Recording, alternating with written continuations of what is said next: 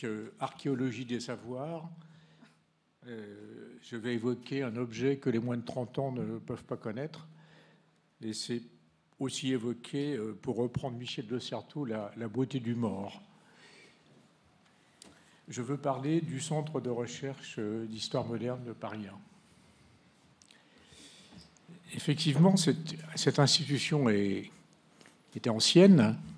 Elle a été initiée par Pierre Goubert, reprise par Daniel Roche, Nicole Lemaître, Claude Michaud, dans des locaux du 3e étage de l'escalier C qui n'avaient de nom que le mot de local. C'était un espèce de cagibi assez épouvantable. Et lorsque je suis arrivé au CRHM, enfin à Paris 1, chance, et je crois que ça a joué un rôle très important, le Centre de recherche d'histoire moderne avait changé de lieu, bénéficiait désormais d'un grand couloir, c'est pas inintéressant, de 2 petites pièces et d'une salle avec une bibliothèque. C'est-à-dire des locaux beaucoup moins indécents que ça n'avait été précédemment.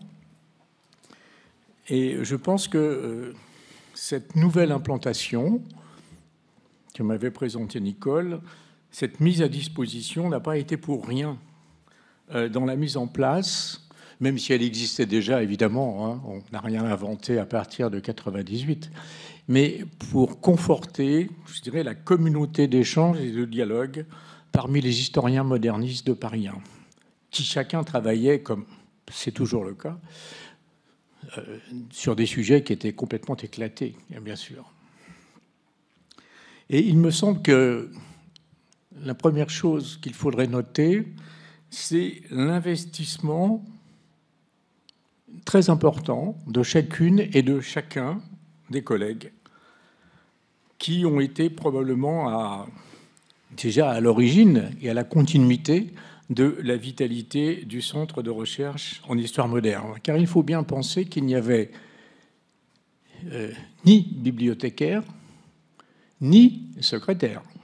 C'est-à-dire que nous étions tous un peu et bibliothécaires et secrétaires. Donc avec évidemment, je dirais, les tâches afférentes.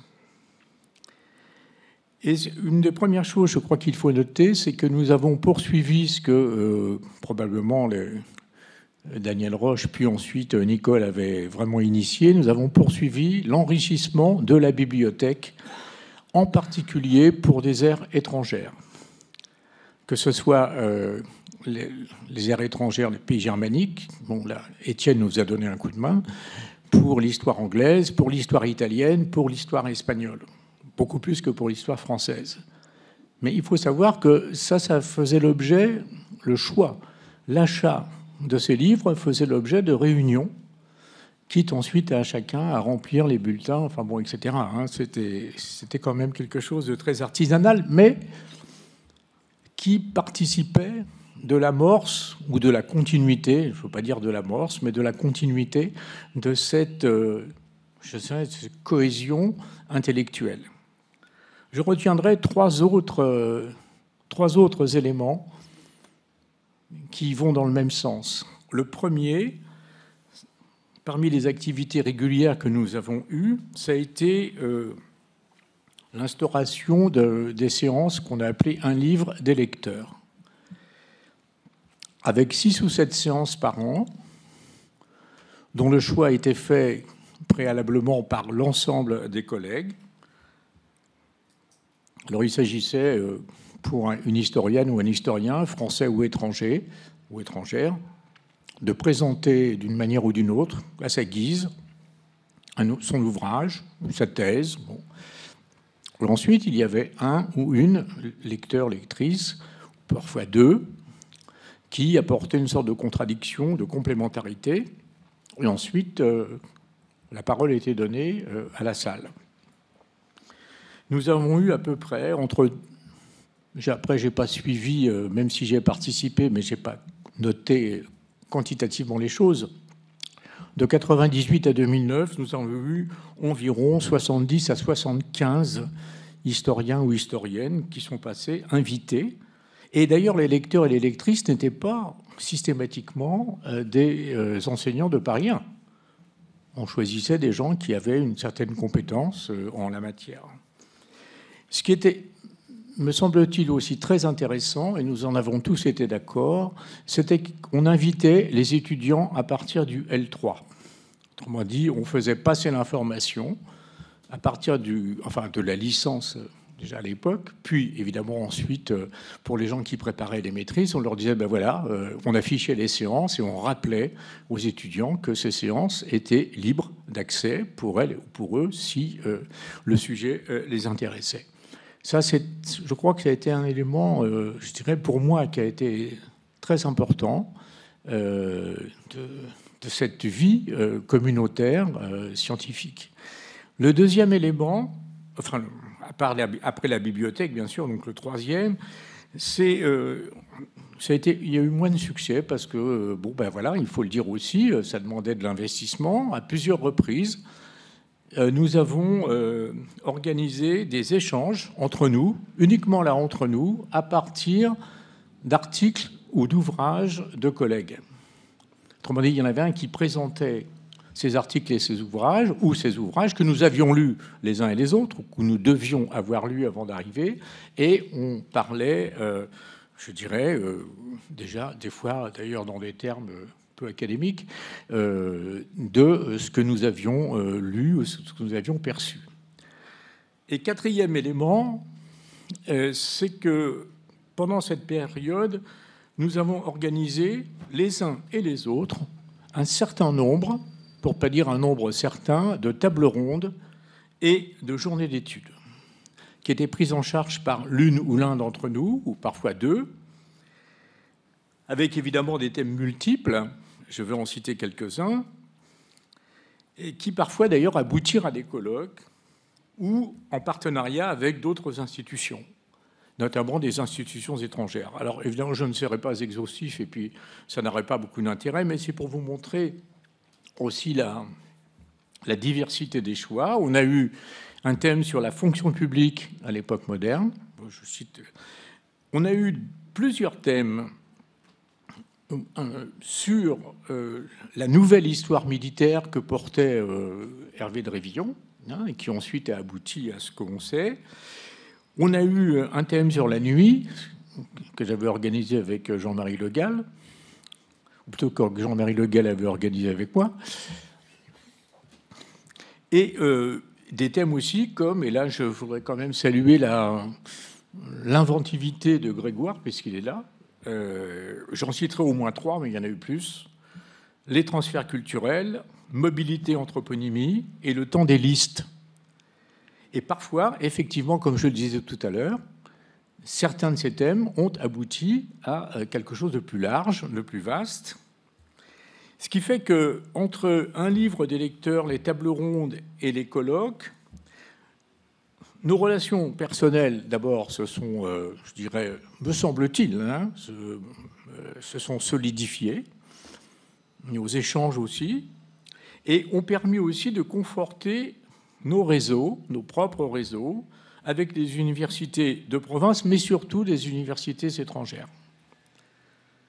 Que ce soit, je cite, il y en a plein d'autres, mais Genève, Moscou, Cambridge, Pise, Rome, Trente, Bari, la CASA, évidemment, Cadiz, Québec, Montréal, Berlin, Vienne. Bon. Et ce qui est, d'ailleurs, je reviens à la remarque de Nicole de ce matin, ce qui revient aussi à peut-être pointer les professeurs invités que nous avons eus, parce que ce n'était pas, je dirais, indépendant l'un de l'autre. Il n'y avait pas d'autonomie. Le deuxième point, et ce sera mon dernier point, je vous rassure, que je voudrais évoquer, mais c'est un point qui me semble très important, c'est que le Centre de recherche en histoire moderne a toujours renforcé ses liens avec d'autres centres de recherche de l'université. Et en particulier, c'est dommage qu'il soit parti, et en particulier avec l'IHRF. Ce qui fait que la remarque de ce matin, de cette coupure entre le XVIIIe siècle, si tant est qu'elle puisse exister, et la Révolution, n'avait absolument aucun sens. Alors je sais bien qu'il y avait aussi une conjoncture très particulière parfois au sein de l'IHRF, et nous avons ouvert notre laboratoire à un certain nombre de collègues, jusqu'à ce que les deux institutions, à la demande de la présidence, soient réunies. C'est d'ailleurs Jean-Clément Martin qui deviendra le nouveau directeur à partir de septembre 2007 et qui poursuivra en gros les mêmes objectifs dans un premier temps. Il y aura aussi un rattachement avec le Centre d'histoire des sciences, et ces trois entités réunies organiseront, ça sera d'ailleurs, me semble-t-il, la seule réalisation pratique, organiseront un colloque sur mer et montagne dans la culture européenne, 16e, 19e siècle, avec le concours, plus que le concours d'ailleurs, de Jean-Luc qui est là, et Nathalie Richard, dont on a parlé ce matin, plus deux autres collègues étrangers, enfin d'universités étrangères. Mais c'est la cheville ouvrière, c'est bien été Jean-Luc, Nathalie et moi. C'est donc cette seule réalisation scientifique tangible de ce centre à trois têtes, avant que son intégration à l'IHMC soit actée, et qui me paraît, mais ça c'est une réflexion d'anciens combattants, et qui me paraît pas forcément la meilleure des choses qui soit arrivée aux trois centres de recherche. Je voudrais terminer en répétant, parce que ça me paraît important qu'on soit directeur ou directrice d'un centre, si les collègues ne suivent pas, ça ne marche pas, quoi. Si les collègues ne s'investissent pas, ça ne marche pas. Et bien là, ce que j'ai beaucoup apprécié et que j'ai beaucoup regretté par la suite, c'est que cet investissement a été à la fois continu et remarquable en tout point, d'un point de vue intellectuel et d'un point de vue même matériel. Je voudrais simplement faire une parenthèse, c'est ou Nicole, ou Jean-Marie, ou moi, ou Isabelle, parfois, qui remplissions les bulletins pour avoir 15 stylos à billes, des post-it, enfin, etc. Voilà. Donc, ça aussi, ça fait partie du boulot, quand même. Et donc, c'est d'ailleurs en raison de cet engagement, qu'il fut matériel ou évidemment essentiellement intellectuel, que je crois une véritable communauté scientifique a pu se constituer en dépit de nos caractères différents, en dépit de nos sujets d'intérêt et d'études si divers. Voilà, je vous remercie.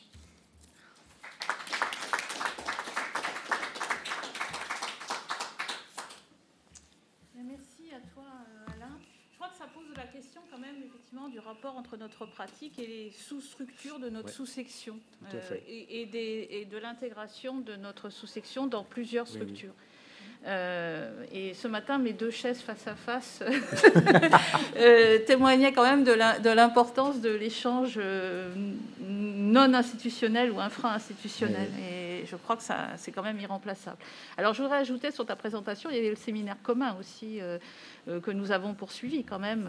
C'est effectivement un séminaire d'histoire moderne que nous avons, qui existe toujours et que nous avons, dans lequel effectivement nous faisons naître à chaque fois de nouveaux périmètres, une nouvelle confiance.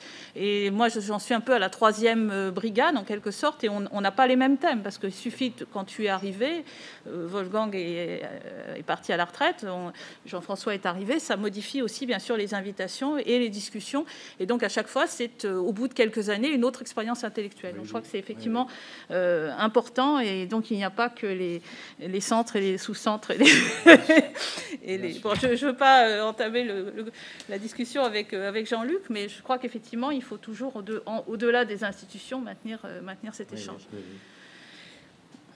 Alors c'est vrai qu'on a supprimé un livre, un lecteur, mais on est en train de rétablir l'idée que lisons-nous les uns les autres, avec remise d'un article ou remise d'un chapitre. Alors le Covid avait un peu brisé l'élan, mais ça y est, il est reparti. Non, c'est très bien, mais je ne disais pas ça avec des regrets et des larmes dans la voix. Hein. C'était simplement... Après, voilà. je crois que c'est la vie des institutions. Effectivement, ça va, ça vient, l'engagement diminue, et puis arrive une nouvelle création et un livre, enfin le nouveau, lisons-nous les uns les autres. Je crois que ça marche bien. Donc effectivement, il faut admettre aussi l'existence de ces cycles, de ces amitiés, inimitié, mais aussi amitié, qui constituent aussi à l'horizon des carrières, parce que Paris 1, c'est une chose, mais il y a aussi des carrières, à l'horizon des carrières, des moments qui sont effectivement des croisements et des rencontres. Donc merci. Donc on va, je crois, continuer à discuter ces formes effectivement d'inclusion et aussi de l'insertion des... Comment ? Non, parce qu'en fait, on va parler un peu des airs et puis tu vas... Voilà, on s'est mis d'accord après. Voilà. Donc voilà, inclusion, enfin, c'est aussi l'ouverture des nouveaux profils. En même temps, on voit qu'effectivement, ce que j'avais écrit de façon un peu provocante, les spécialités étrangères, elles sont là, mais elles ne sont pas là de la même façon. Et donc effectivement, je suis heureuse que tu acceptes de venir, parce que effectivement, les hispaniques, c'est quand même ou les ibériques, je ne sais pas comment il fallait appeler ça. Voilà, si tu n'étais pas d'accord, tu pouvais me le dire. Les ibériques, je l'ai trouvé, je ne sais où, dans une des descriptions de la structure. Voilà, donc l'idée effectivement de voir un peu comment ces aires étrangères se sont insérées et ont remodelé finalement l'histoire moderne. Voilà, donc... Bien, mais merci à toi, Christine, pour cette invitation à présenter un petit point sur ces thèmes. Effectivement, le titre n'est pas facile à trouver. Les ibériques à Paris 1, effectivement, au sens strict, je crois qu'il n'y aurait que moi, ce qui serait un peu triste. Mais je dois dire que, en termes d'origine, de naissance, de nationalité même, en termes de travail et de recherche, il est clair que on a le personnage central de Pierre Vilar, et puis celui de Michel Zilberberg, bien sûr, plus récemment, auquel il faudrait ajouter occasionnellement le fait que certains qui n'avaient pas pour spécialité les mondes ibériques, Portugal ou Espagne, ont pu faire des cours sur l'Espagne. Je pense par exemple à Michel Fontenay. Donc, selon l'élasticité du qualificatif, on peut inclure plus ou moins de collègues. Je crois tout de même qu'il est plus commode de parler de la présence de l'histoire des mondes ibériques à Paris 1, puisque cette présence de l'histoire peut être liée à la présence d'un collègue, mais pas toujours exclusivement à la présence d'un collègue. Donc ça me paraît un peu plus souple. Mais encore une fois, les diverses options fonctionnent, me semble-t-il, très bien pour y réfléchir. Alors, je ne vais guère parler de moi, parce que le temps manque, et surtout parce que nos deux anciens, Pierre Vilar et Michel Zilberberg, ont suffisamment œuvré pour poser les bases d'une série de réflexions sur le monde ibérique qui, je crois, ont eu du succès et ont une certaine pérennité. Donc je voudrais surtout parler d'eux. Par chance, on a une biographie de Rosa Kongost pour Pierre Vilar et un livre d'Aaron Cohen publié en 2006 chez Sileps, qui aide bien à trouver un certain nombre d'éléments que franchement je ne parvenais pas à trouver, donc j'ai pas mis la main en particulier sur le livre de Cohen. Et puis pour Michel Zilberberg, un hommage en 2009 au moment de son décès de Laurent Brassard fournit aussi quelques éléments. Bien sûr, pour moi, les deux personnages ont été vécus différemment, puisque j'avais des relations relativement privilégiées et proches avec Michel Zilberberg, et donc j'ai pu le voir vivre, ce qui n'a pas été le cas malheureusement pour Pierre Vilar. Donc j'ai aussi fait fonctionner mon téléphone pour essayer d'avoir quelques histoires et quelques anecdotes sur Pierre Vilar. Donc quelques-uns de nos anciens collègues m'ont donné quelques-unes de ces nouvelles. La première chose, je procéderai en six petits points pour permettre d'aller vite, c'est d'abord qu'il faut constater que la présence dans les individus actifs et titulaires de Paris 1 est une présence très brève. parce que Pierre Villard, donc né en 1906, décédé en 2003, est devenu, bien qu'il était directeur d'études à l'EPHE dès 1951, n'est entré dans les universités qu'en 1963 en tant que maître de conférence à Clermont-Ferrand d'abord, la faculté des lettres, et puis professeur à la Sorbonne, mais nous en discutions tout à l'heure, c'est en 68-69, autour de la loi Faure, que les débats se sont faits pour savoir comment les prochaines universités seraient découpées. Et donc, il semble bien, j'avais noté 1970, la date est fausse, il semble que ce n'est qu'en 1971, en réalité, au début de l'année, que Paris 1 s'est constitué en tant que tel. Et à ce moment-là, Pierre Villard, qui était donc déjà directeur d'études à l'EPHE et aussi à Clermont-Ferrand, enfin à l'université Sorbonne, a intégré Paris 1.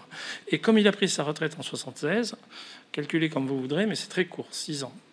Voilà. Évidemment, on ne peut pas juger de son influence à l'aune de ces 6 années, d'où ma réflexion première sur le titre. Pour Michel Zilberberg, c'est la même chose. Il est entré dans le supérieur, si on exclut leur passage, d'ailleurs pour Pierre Villard aussi, à la CASA, à l'université de Rouen en 1995 et a rejoint l'université Paris en 2000. Mais étant malade, tristement malade, et d'ailleurs je pense que ça avait commencé relativement tôt, quand il est arrivé à l'université, il est parti en 2004. Donc là encore, 4 ans, c'est extrêmement court. De la même façon, je crois, on ne peut pas juger l'influence des travaux de Michel sur donc la finance française, notamment en Espagne, à l'aune de ces 4 années qui étaient déjà des années très difficiles, de toute évidence. Bon, pour ce qui me concerne, il semble que je sois un peu plus durable dans le poste, peut-être encore quelques années. Mais là encore, on ne produit pas tous les ans quelque chose d'important. Je crois qu'il faut se le dire très clairement. Les deux personnages ont ceci en commun qu'ils ont à la fois maille à partir avec l'histoire réelle, les événements, la guerre, et que ce sont des enseignants issus de l'école de la République. Ça m'a frappé beaucoup en lisant le détail de la biographie de chacun d'entre eux.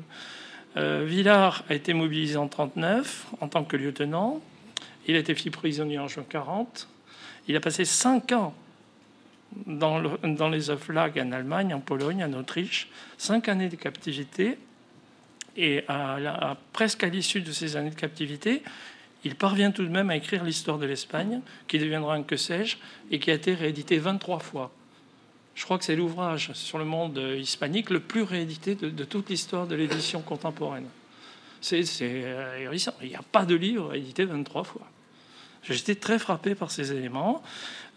Et bien sûr, cela explique qu'au fond, sans doute, ils deviennent, on peut le dire peut-être de cette façon, c'est la meilleure formule que j'ai trouvée, un compagnon de route du PC, auquel il n'adhérera jamais, mais auquel il contribuera à l'action dans toute une série d'institutions du Parti communiste de cette époque.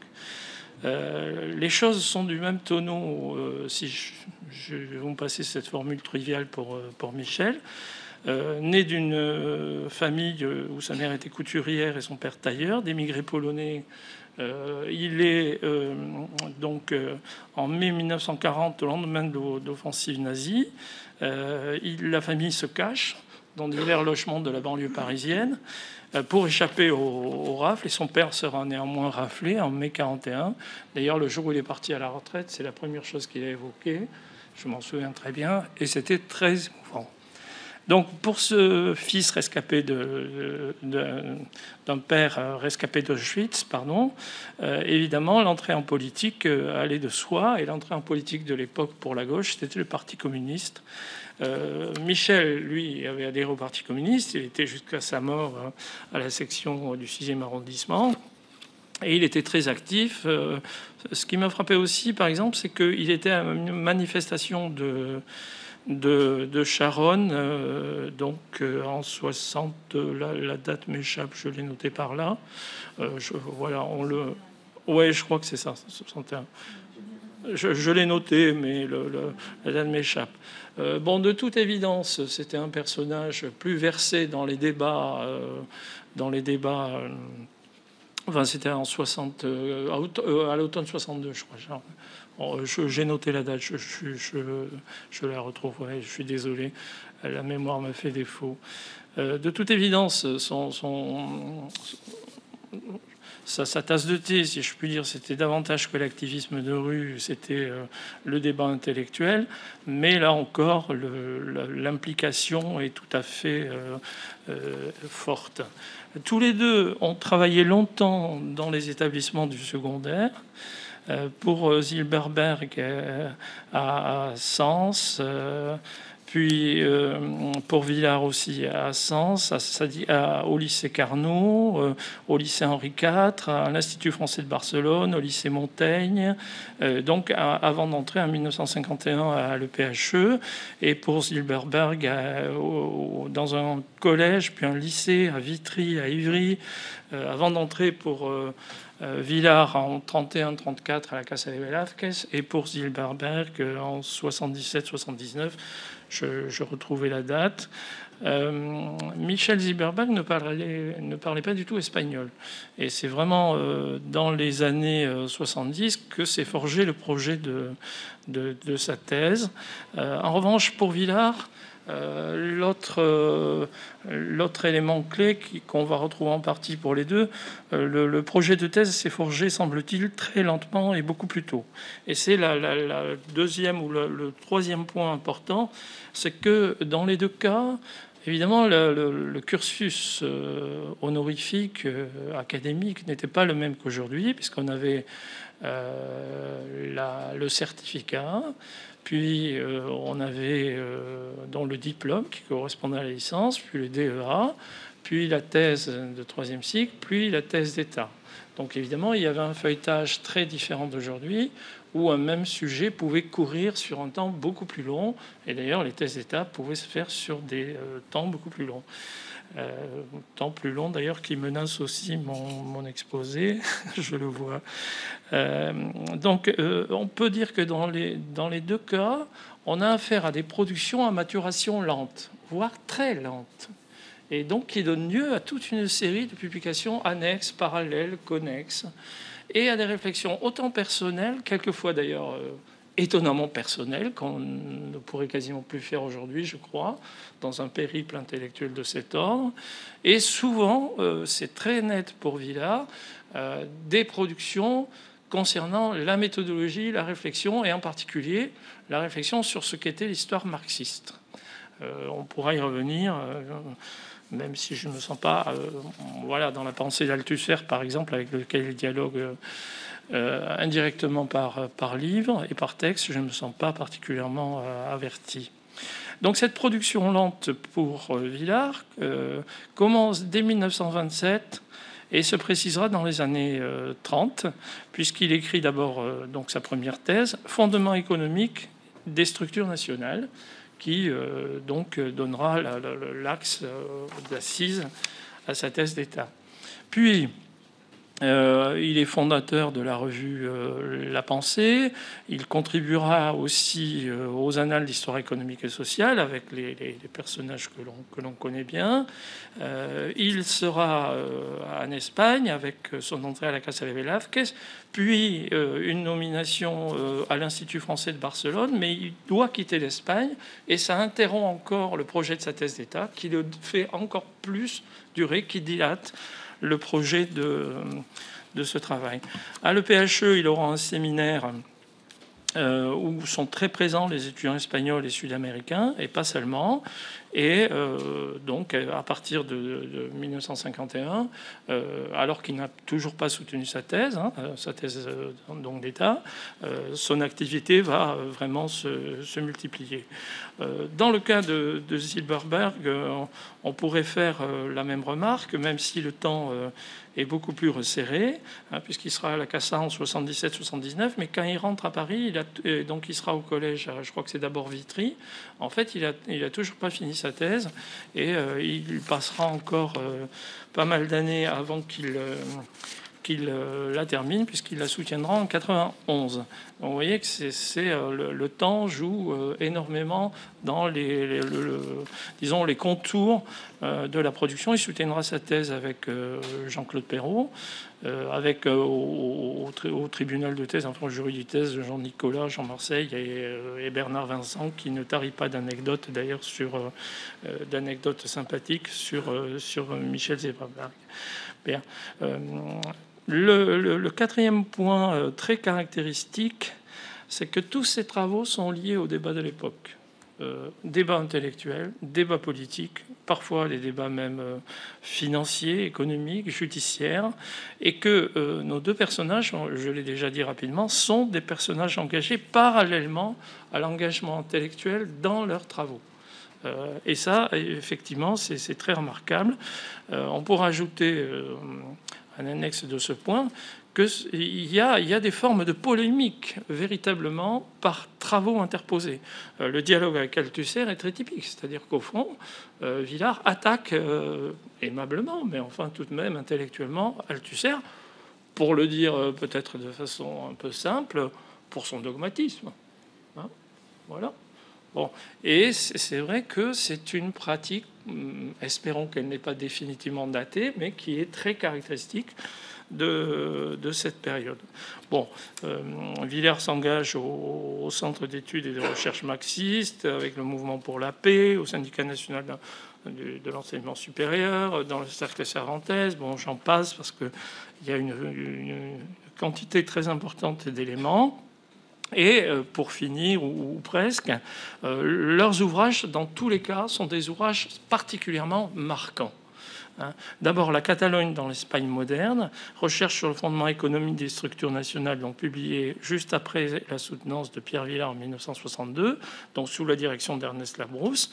Et c'est très explicite dans le livre, le projet de faire une histoire globale, non pas au sens que cela a pris, disons, à partir très très clairement, je pense, des années 80, mais c'est-à-dire une histoire globale mondiale, mais plutôt une histoire mondiale au sens où on cherche la connexion entre le feuilletage de la réalité politique et sociale pour expliquer les évolutions, à savoir ici l'histoire financière, l'histoire économique, l'histoire démographique, l'histoire des mentalités. Donc le livre est pavé d'une infinité de chiffres, de données, de tableaux, etc. Mais le but n'est pas de faire une histoire statistique ou une histoire quantitative à proprement parler. Et évidemment, la connexion est faite, à mon sens, sur deux plans, sur le plan de l'analyse historique, mais aussi, d'une certaine manière, sur le plan idéologique, parce qu'il y a des postulats que les théories marxistes sont opérationnelles et que, d'une certaine manière, ça légitime les rapprochements dans la réflexion. Et ce point, évidemment, sans doute propre à toute idéologie, peut faire débat en histoire, je l'espère. En 1967, le livre qu'elle fait connaître, c'est Or et monnaie dans l'histoire, 450-1920. Et il faut souligner, pour aller vers la dernière remarque, que ce livre est d'abord publié en espagnol et pas du tout en français. Bon, d'autres livres de Villard sont publiés en catalan. Et d'ailleurs, le lexique de l'histoire moderne contemporaine n'a jamais été publié en français. Ce qui quand même paraît incroyable. C'est un super livre.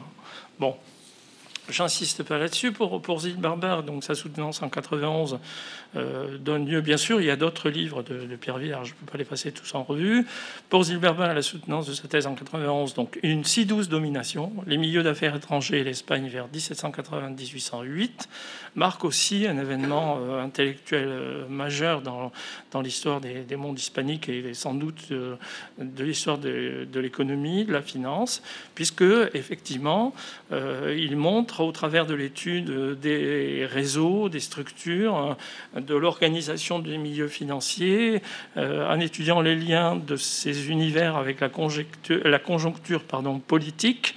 Il montre comment, au fond, une Espagne mercantile, dans une position au milieu de l'époque moderne, extrêmement dominatrice, c'est une grande puissance, c'est la grande puissance de l'Atlantique, largement de la Méditerranée, au moins jusqu'au milieu du XVIIe siècle, eh bien, connaît une forme de domination qui n'est pas une forme impérialiste, même si le mot n'est pas réellement discuté dans l'ouvrage.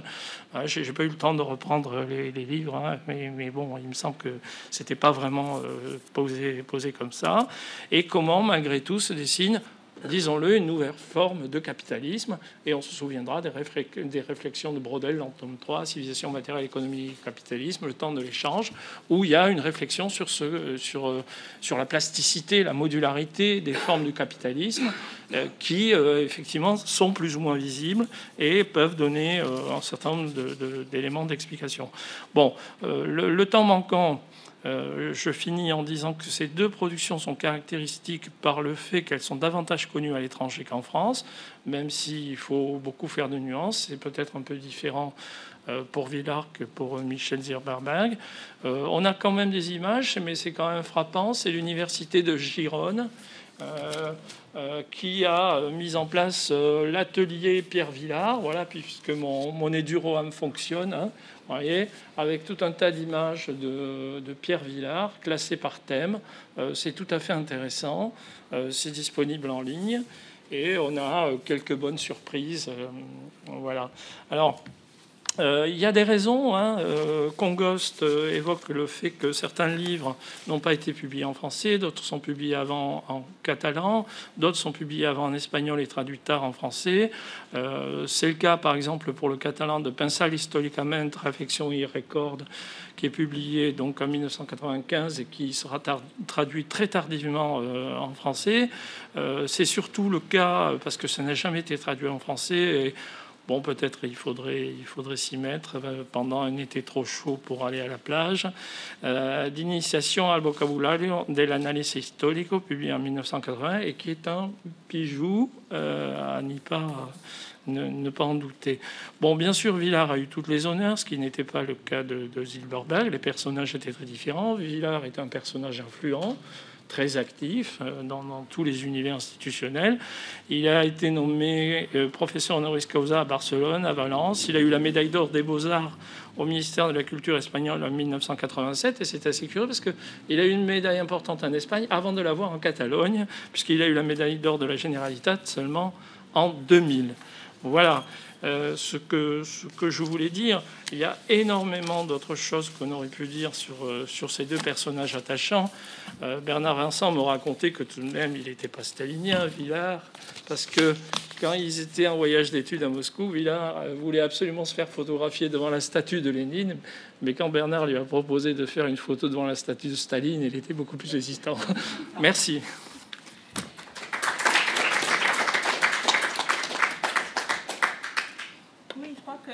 Ton exposé posait la question du rayonnement hors institution. Effectivement, ces personnages sont connus, ils ne sont pas attachés à Paris, ils y sont passés. Mais je crois que Dominique avait un témoignage très, très... Toi aussi, je crois, effectivement, vu de Paris 1, c'est quelqu'un qui est très important. Vu de l'extérieur, Paris 1 n'apparaît pas. Ça, je crois que c'est... 6 ans. J'ai été surpris. Hein. Je pensais franchement que c'était avant. Et en fait, non. C'est là où j'ai eu des doutes. Bon, c'est comme ça. Hein. Wow. C'est deux personnages quand même très différents. Moi, Zilberberg a été très marqué, tu l'as pas dit, c'est pour ça que je le rajoute, par son internement pendant la guerre à Pithiviers. C'était exact. Et donc, ça transparaissait quand il travaillait avec les étudiants. Ah oui. Oui, et puis quand il était à Paris 1, voilà, ça n'allait plus. Hein, Oui, non, mais outre en la plus, maladie, il a accumulé quand même des traumatismes. Son rayonnement, je crois, tenait aussi au fait qu'il avait été prof de prépa. Oui, j'ai pas eu le temps de dire à Henri IV. Il est très connu. moi j'ai eu comme prof. J'ai eu comme prof. Voilà. Et aussi Vincent. Excellent prof, hein, très clair. Ouais. Moi, je l'ai lu en histoire moderne, préparer les cours. Oui, c'est vrai que je l'ai pas dit. Des cours supplémentaires, j'étais à Louis-le-Grand, mais je suivais... Villard et Zilberberg étaient à Henri IV, les deux. L'histoire moderne que j'ai lu, en fait, c'était très bien. Ça participait de son rayonnement au-delà de ces 5 années. Oui. Oui, beaucoup d'étudiants qui on avait l'avaient eu là-bas. C'est vrai. Bien. Si tu veux, on peut passer à la Méditerranée. Enfin, je pense que... Alors là, j'espère que ça va. Donc il y a le. On va le passer après. Non, alors, sauf que je ne sais pas si. De me mettre en... J'ai pas le choix. C'est ton hologramme, là. Voilà. Oui, mais là, je ne peux pas faire autrement. Je ne sais pas quoi faire. Alors, ne touche à rien. Alors, attends, voilà. Non, mais ce que je voulais faire, est-ce qu'il faut que je partage l'écran tout de suite ou... Non. Non, d'accord. Donc, tu veux faire ta présentation d'abord, c'est ça? Bref, et après, tout à fait. Et après, la vidéo, d'accord. Bien, bonjour à tous et à tous. Merci d'abord pour cette initiative qui nous permet de faire université, c'est-à-dire communauté. Et je me souviens aujourd'hui d'une année mémorable, c'était l'année 1989. Donc, c'était l'année de mes 20 ans, l'année de mon entrée à l'école normale supérieure, l'année du bicentenaire, l'année de ma licence à Paris 3, à Paris 1, pardon, en L3, où je suivais les cours d'histoire de l'Allemagne d'Étienne François qui venait d'arriver. Et je me souviens particulièrement du couloir qui mène à la Sarnmark-Block, où dans les jours qui ont précédé et suivi la chute du mur de Berlin, tu nous commentais l'actualité. Nous ressentions à ce moment-là un frisson de joie, du moins c'était le mien. Et 33 ans après, c'est un frisson d'effroi qui aujourd'hui me transporte. Voilà. Ceci dit, donc, il m'incombe d'esquisser une histoire de l'histoire de la Méditerranée moderne à Paris 1 depuis sa fondation. Donc, vaste programme pour lequel je prendrai 2 précautions. D'abord, je ne suis qu'un témoin très tardif d'une vie scientifique et académique que je ne connais qu'indirectement, grâce aux souvenirs de première main de certains de ces acteurs, dont Nicole Lemaître, avec qui je me suis entretenu et que je remercie. Et je n'ai pas non plus achevé l'exploration des quelques archives disponibles, en particulier des livrets d'enseignement, mais j'ai examiné en revanche le fichier des thèses et des maîtrises. Donc sur la base de cette collecte et puis d'une connaissance plus générale des orientations historiographiques et de l'environnement scientifique du demi-siècle passé, je ferai quelques brèves considérations avant de vous faire écouter le témoignage de Wolfgang Kaiser enregistré il y a 10 jours. Alors, au début de la décennie 1970, les études de la Méditerranée moderne présentaient une triple caractéristique. Elles restaient dominées par la figure tutélaire de Fernand Braudel, elles étaient fragmentées en aires culturelles et elles impliquaient peu de personnes. Braudel continuait d'exercer un magistère incontestable dans ce champ d'études, ne serait-ce que parce que sa thèse avait été rééditée en 1965 et qu'il avait formé la plupart des historiens travaillant sur l'Europe méditerranéenne. Cependant, bien qu'il ait publié Le modèle italien en 1974, un album sur Venise en 1984, une Méditerranée destinée au grand public en 1977, il était davantage engagé dans une vaste histoire économique et matérielle de l'Occident qui déboucha en 1979 sur la publication, vous le savez, de Civilisation matérielle, économie et capitalisme. En embrassant la Méditerranée tout entière, Braudel tente à occulter la fragmentation et la compartimentation des études sur cet espace en différentes aires culturelles qui avaient leur cohérence. Les mondes ibériques, dont on vient de parler, italiens, grecs, slaves, ottomans, arabes. Or, travailler sur l'un de ces espaces ne signifie pas faire l'histoire de la Méditerranée, qui place au centre de son questionnaire la mer et ses interfaces terrestres, les circulations, les contraintes et les ressources du milieu, des pratiques communes qui justifient une histoire comparée. Dit autrement, être spécialiste de l'Espagne ou de l'Italie, ce n'est pas faire l'histoire de la Méditerranée, qui doit d'abord être pensée en termes d'objets. Or, cette division en aires culturelles a aussi commandé le périmètre d'institutions scientifiques que la France a développé en Méditerranée depuis le milieu du XIXe siècle. Les écoles françaises d'Athènes et de Rome, la Casa de Velasquez, l'Institut français d'archéologie orientale, l'Institut français d'études anatoliennes, institutions auxquelles il faudrait ajouter les universités algériennes à l'époque coloniale. Autant d'institutions qui ont aussi réifié cette division. Il faut saluer dans ce contexte le rôle joué par l'université de Nice à la fin des années 1960, grâce à l'initiative d'un contemporanéiste, André Nouchy, qui a fondé le Centre de la Méditerranée moderne et contemporaine, et en 1970, les Cahiers de la Méditerranée, avec une ambition comparative. Les historiens travaillant sur ces différentes aires culturelles étaient enfin peu nombreux en ce début des années 70. Robert Montrand et Louis Bazin sur le monde ottoman, Pierre Vilar, dont on vient de parler, sur le monde hispanique, en particulier la Catalogne, Jean Delumeau sur l'Italie. Ces deux derniers, avec Pierre Goubert et Albert Soboul, passèrent de l'ancienne université de Paris à l'université Paris en 71.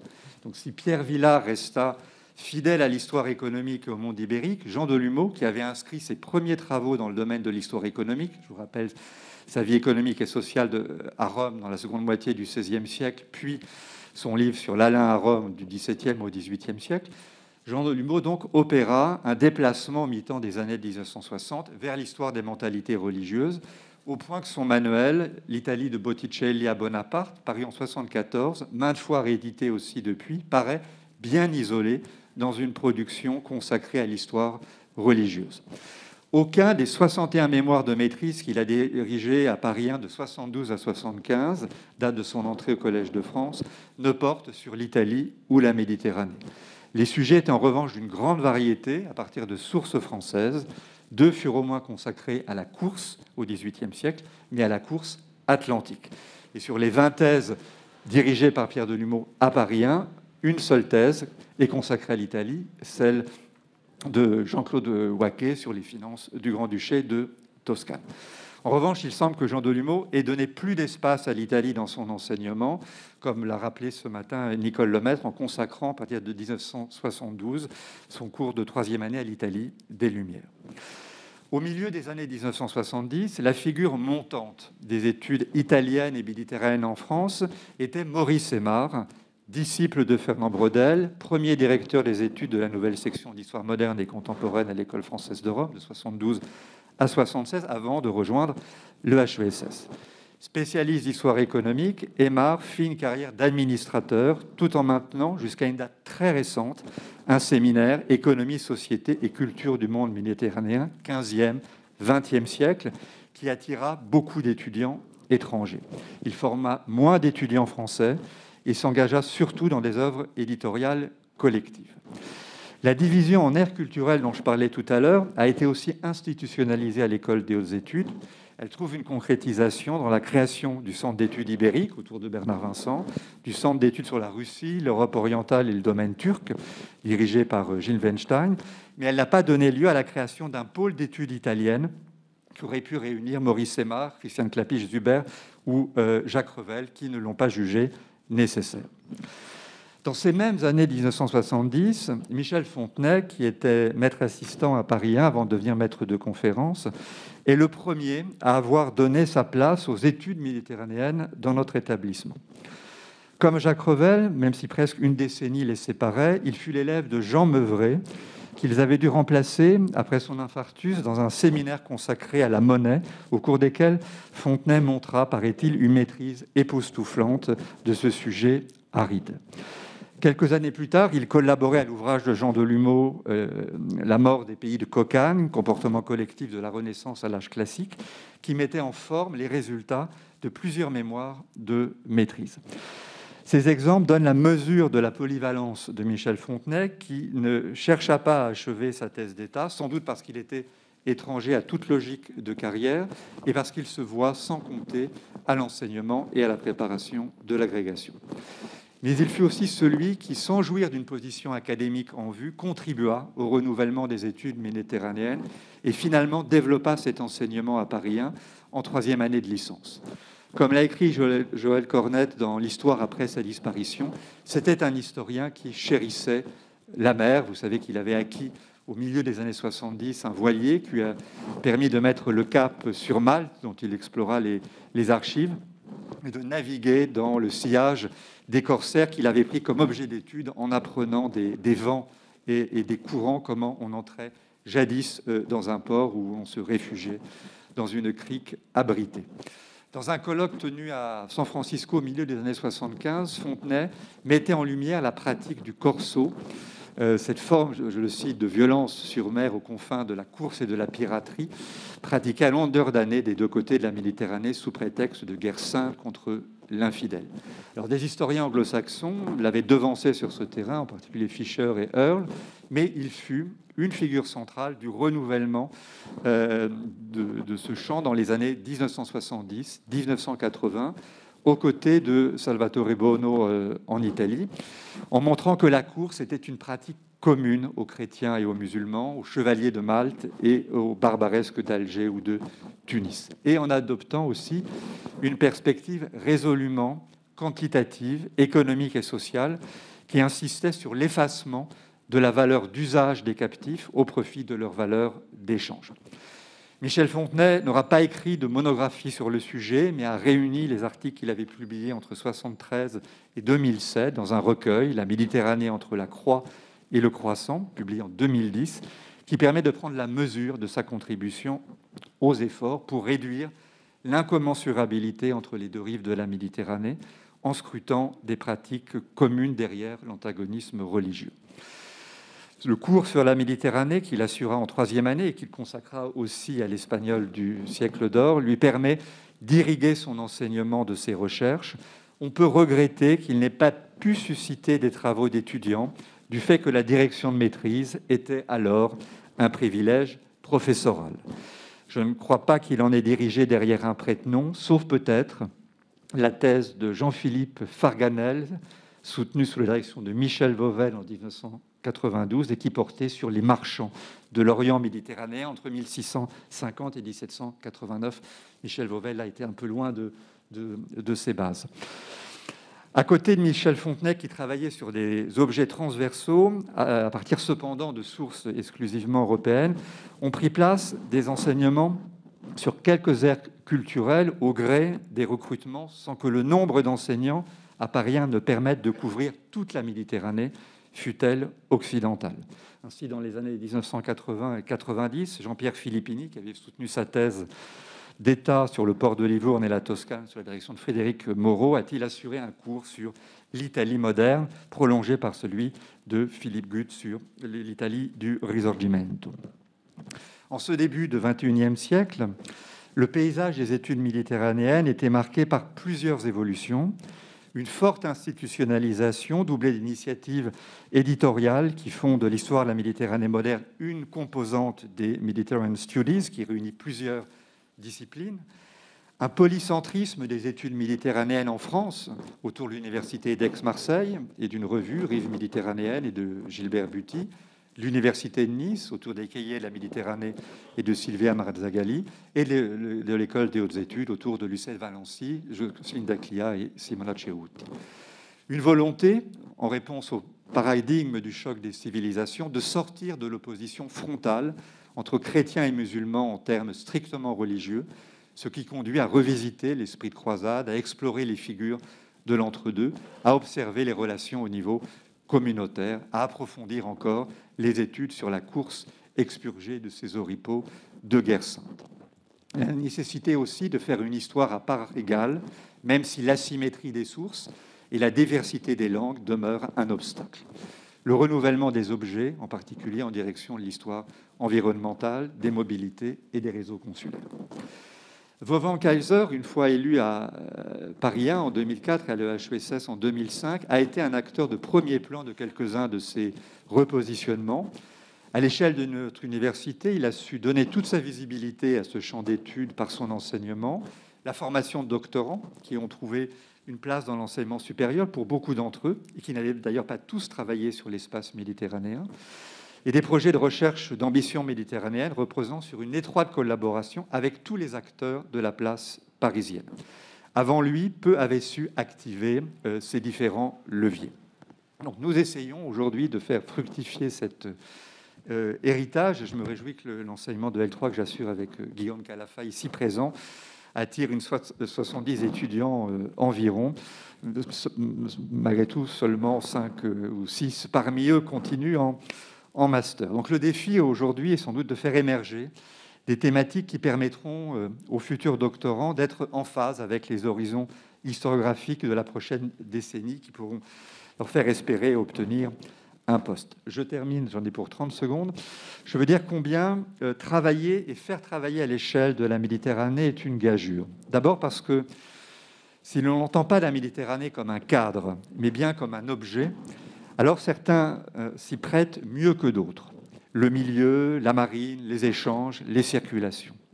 Ensuite, parce que le pluralisme linguistique constitue un obstacle à l'accès indifférencié aux sources. Enfin, parce que la maîtrise de l'histoire d'une ère culturelle est un indispensable préalable au risque, ensuite, de ne plus en sortir. De ce fait, je me définis personnellement davantage comme un historien de l'Italie que comme un historien de la Méditerranée. Alors, j'en ai terminé pour ma part, et je voulais vous faire donc écouter l'enregistrement réalisé il y a 10 jours de Wolfgang Kaiser. J'ai dû couper.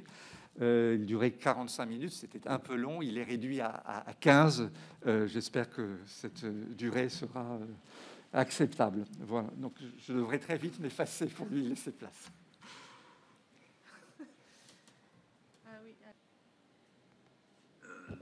Qui sort des appareils électroniques, etc. On est bien dans la modernité. Cela a fini par mon recrutement à Paris 1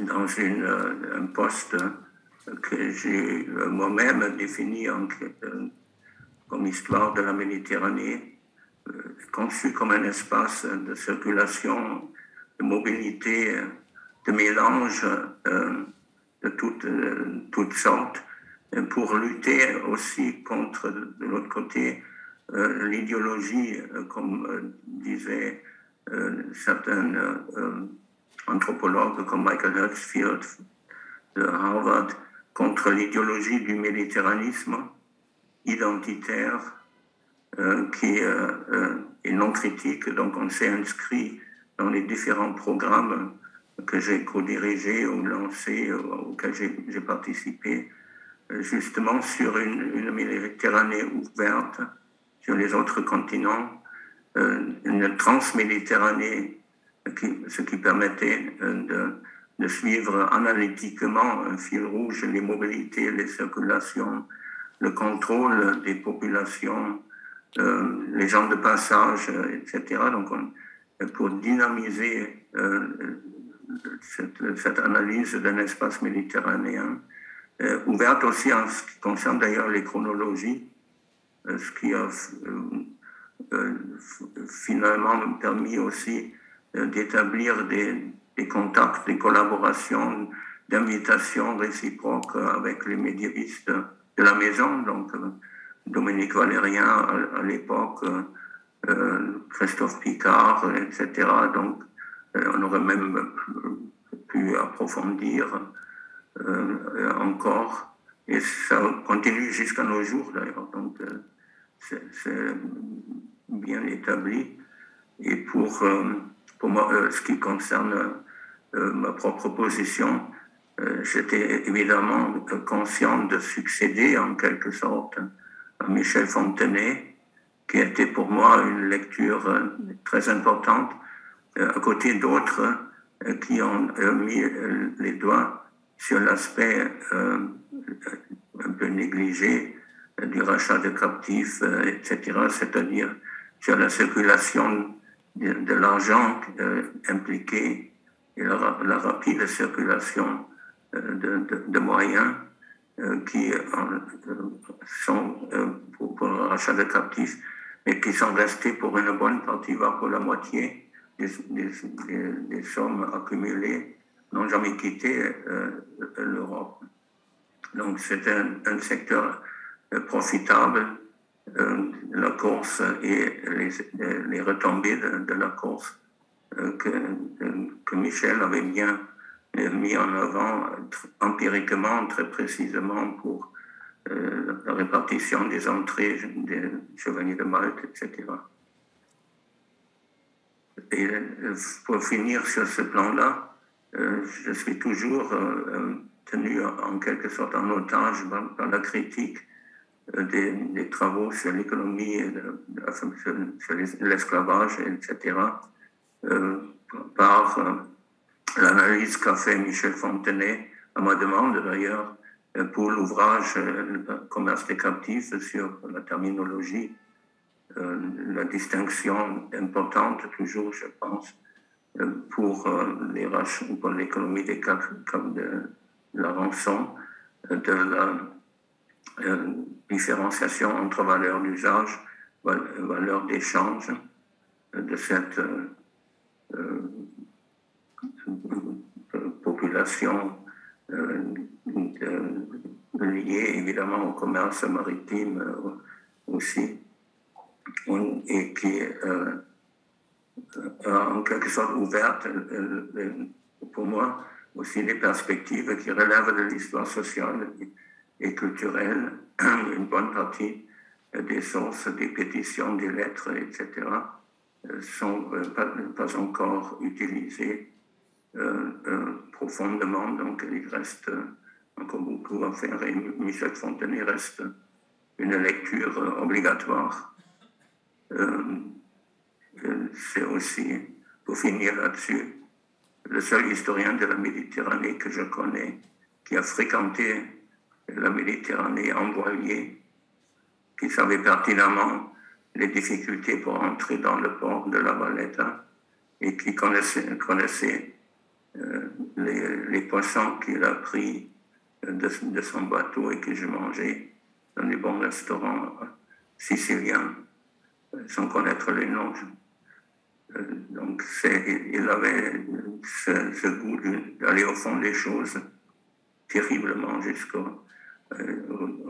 Donc on m'a demandé de dire un mot sur ma pratique même de recherche et d'organisation de la recherche, service, et les retombées positives que j'ai eues, qui reposent sur une pratique ancienne. Donc avec ma première bourse pour Aix, j'ai commencé cette pratique-là.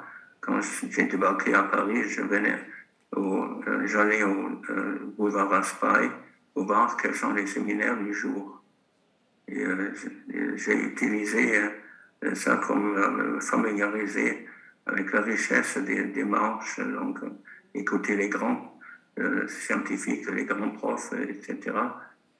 Et j'ai fait ça toute ma vie, plusieurs décennies. Donc j'étais abonné au séminaire de Robert Desimon et de Jacques Revel, mentor avec Jochen Hoek, malheureusement décédé il y a 2 ans. La richesse de la place parisienne, c'est toujours spectaculaire. Et à Paris 1, j'ai pu aller à GSS où j'ai été cumulant. Ça m'a donné en quelque sorte la possibilité d'organiser une vie intellectuelle de séminaire qui a bien fonctionné pendant 3 ans et qui a tiré la leçon aussi des désavantages d'un monde plein d'esprit et d'intelligence hors des normes, d'une place parisienne qui a trop de séminaires et pas assez de clients qui les suivent, étudiants. Et s'est présenté la possibilité avec Bernard Héberger, surtout avec Jules Pécou, parce qu'il y avait aussi un projet d'une maîtrise fléchée, études méditerranéennes, qui n'a pas marché, je ne sais pas, j'ignore qui était contre, mais c'est temps perdu. Et Bernard Vincent pour les HSS surtout. On a pu faire un séminaire que j'avais imaginé dans la perspective de l'étudiant, des doctorants et des chercheurs étrangers de passage. Un point de rencontre, le séminaire à suivre. C'était jamais le séminaire. Et j'ai d'autres expériences où j'étais le seul étranger, en quelque sorte, dans un public. Le séminaire donné par Aslanian, un jeune chercheur qui a travaillé sur les réseaux arméniens entre l'Angleterre et l'Inde à l'époque moderne, avait été invité par Maurice Aymar. J'étais le seul non-arménien dans la salle, je pense. Donc, pour lutter contre ça, on s'est mis ensemble à 3 organisateurs, plus d'autres, si vous voulez. Et on a attiré un public d'étudiants étrangers, mais aussi des autres facultés parisiennes en master. Et j'ai articulé cela avec mes propositions pour les séminaires de master et du CRHM aussi.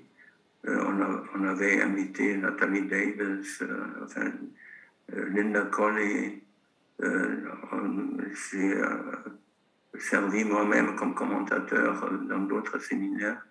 À mon avis, cette voie est préférable à une organisation interne où on s'informe sur les petites recherches qu'on fait les uns et les autres.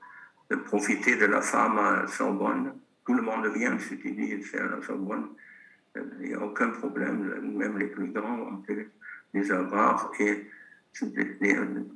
pour exploiter les richesses de ce place d'échange et des gens de passage qui peuvent instruire les jeunes sur les manières à l'infini différenciées des traditions des différentes historiographies universitaires ou autres. J'avais expérimenté ça à Florence lorsque je faisais ma thèse. C'était en quelque sorte un ballet de grandes figures et d'apprendre quelque chose par des gens excellents qu'on ne connaissait pas du tout et qu'on voulait peut-être même pas approfondir après, comme une formation intellectuelle et de présentation qui me paraît essentielle et que seul à Paris on peut le faire à moindre frais assez facilement. Et je n'ai pas rencontré de gros obstacles, les gens qui m'ont mis une barre entre les jambes pour cela, donc ça a bien fonctionné. Donc un dernier mot sur les doctorants, la formation en master et en doctorat. L'idée, qui est une banalité, c'est de former à l'autonomie et au jugement personnel, à la liberté à prendre aussi vis-à-vis du directeur de thèse pour développer une problématique qui tient intellectuellement le coup et qui a une portée intellectuelle en dehors du domaine de recherche, c'est-à-dire qui permet d'envisager une carrière universitaire ou dans la recherche pour les meilleurs. Et je me suis toujours engagé au départ aussi quand c'était nécessaire. Et c'était nécessaire aussi pour compléter la thèse. Ensuite, d'avoir une idée réaliste de ce qu'on peut atteindre vu le parcours du doctorant. C'est-à-dire aussi ne pas réfléchir uniquement en termes de poste académique, universitaire ou institution de recherche, mais aussi archives nationales, où une thèse peut être intéressante et ne pas négliger d'ailleurs non plus l'historiographie régionale avec des questionnements neufs, etc. Et sur ce plan-là, vous connaissez mes anciens doctorants, je suis comblé. Bon, ça y est, c'est tout ce que j'ai à dire, en gros, avec la voix off au fait du jubilé de Paris 1. Je salue tous les collègues, je leur souhaite tout le bien du monde, plein réussite pour le CRHM et pour les autres. Et peut-être d'être aussi audacieux que nécessaire et développer la volonté de se lancer dans la grande concurrence internationale sur le marché des financements, etc. C'est toujours le danger qu'on comprend. Évidemment, on ne va pas réussir tout ça normalement, mais je ne vois pas pourquoi vous, mes anciens collègues, ne soyez pas capables de finir dans la compétition, dans les fameux 5% d'élite qui est dans les commissions américaines ou dans le monde anglo-saxon et européen, qu'on cherche toujours, c'est les 5% qui comptent. Et ça fait beaucoup si vous obtenez à tour de rôle chacun les 5%, et au moins 1,5 million de... Ça finit par mettre un peu au deuxième rang le débat actuel sur les profs juniors, qui est un remake d'une connerie faite déjà dans d'autres pays. Alors bon courage, bon vent. Comme on dit, je ne sais pas si on se verra encore. Je ne sais pas si je peux me déplacer à Paris. Actuellement, c'est impossible. Mais voilà.